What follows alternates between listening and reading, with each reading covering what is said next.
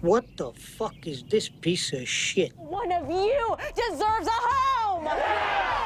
We will not bow to him! No. We will not give him our streets! No. Our havens! No. We will not let him choose our leaders! No. We will not pay his fucking blood tax! We will not surrender the dream! No. We, the kindred of Los Angeles, make this decision once again!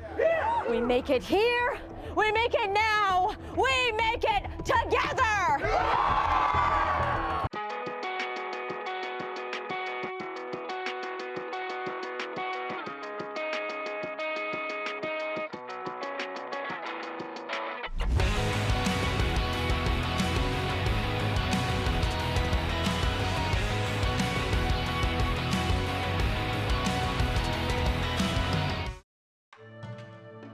Were you looking forward to Ghost of Tsushima 2?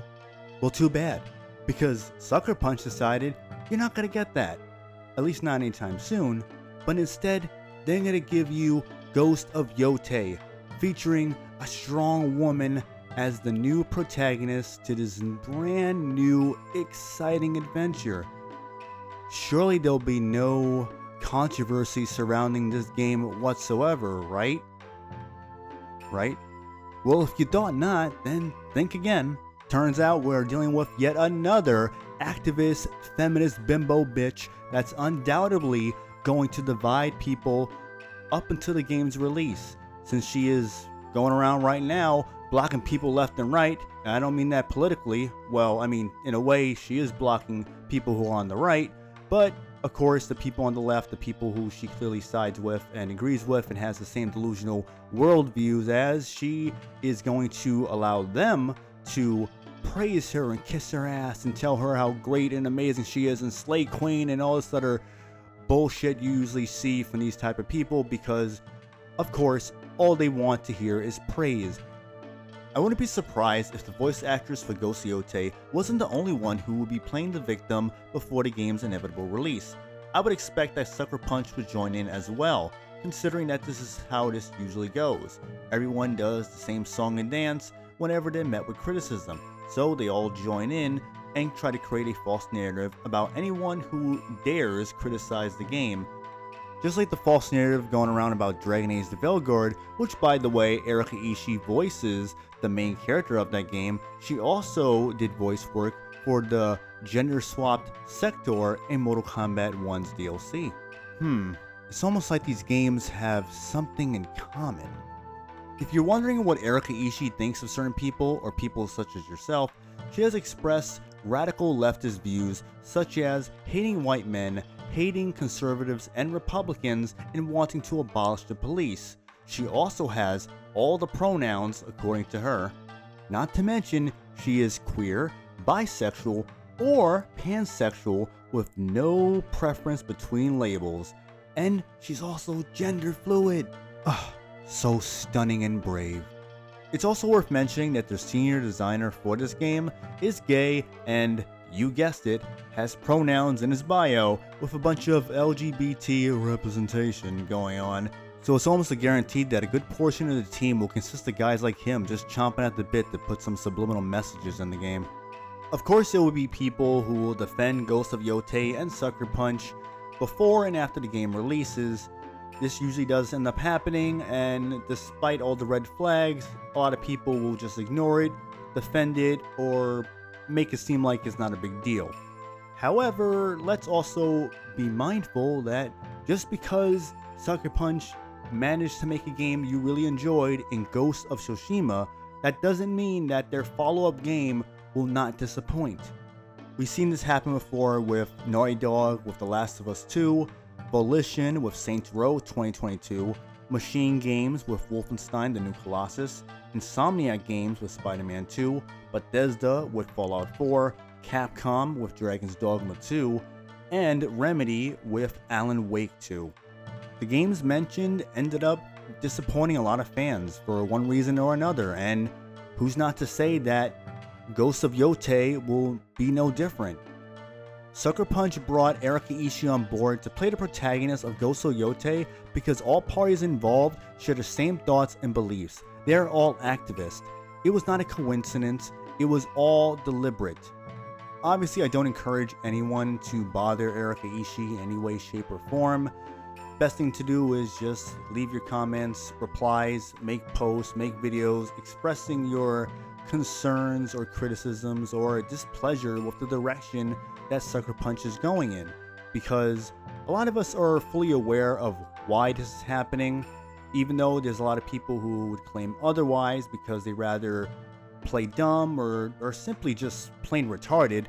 We all know why this is being done. We've seen it time and time again, and it's not going to get any better unless we openly speak up about it, because a lot of companies simply haven't got the hint yet that this type of usual woke nonsense is something we don't want. They are really trying to cater to the modern day audience, or really just ESG investors, with their propaganda slop, and well, we simply don't want it. We've made it abundantly clear by rejecting games like Dustborn and Concord. Now, the problem a lot of us have with Ghost of Yotei is not simply because the protagonist is female. If that was the case, Stellar Blade would not have sold as well. Clearly, people enjoy female characters, especially ones that are aesthetically pleasing, but also that are pretty cool and interesting. And obviously, other things have to click with the player, such as gameplay, art style, and whatever else it may be. However, I don't know about Ghost of Yotei. We could assume the game will share the same quality that fans enjoyed in Ghost of Tsushima.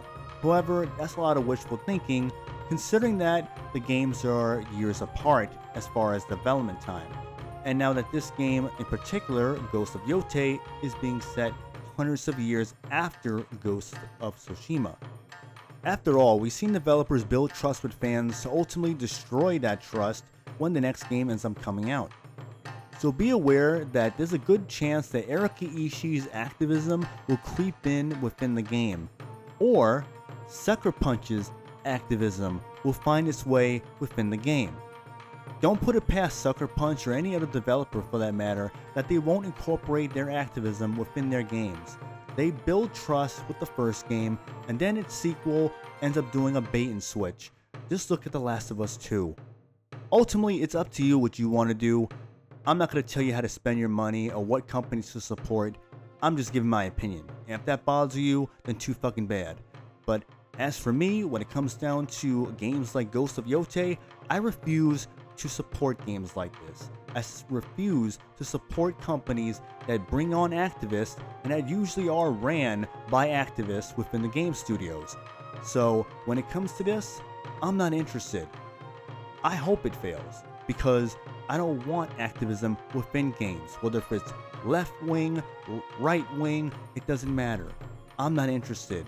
These people will inject their politics into their games in some way, shape, or form, whether if it's directly told to you or if it's indirectly told to you via subliminal messages. And we've seen plenty of games before incorporate this, and so many retards claim that it's not there or it's not a big deal, because they rather be a consumer pig and a corporate slave and shill for all the same companies that constantly burn so many people with their new releases time and time again. Every year this happens. We see the same thing. That's why this game has been receiving backlash, because people have taken notice to what's been going on. They notice the agendas and they see it a mile away. But a lot of people want to play stupid, or since they are fully aware of what this game is going to have, but they don't want to outright admit it, which is it's going to share their same ideologies, and they are going to support it because of that. To be clear, I'm fully aware of which political party is ruining entertainment as a whole, which is Democrats. However, I am a Republican, but I'd rather my entertainment be as apolitical as possible.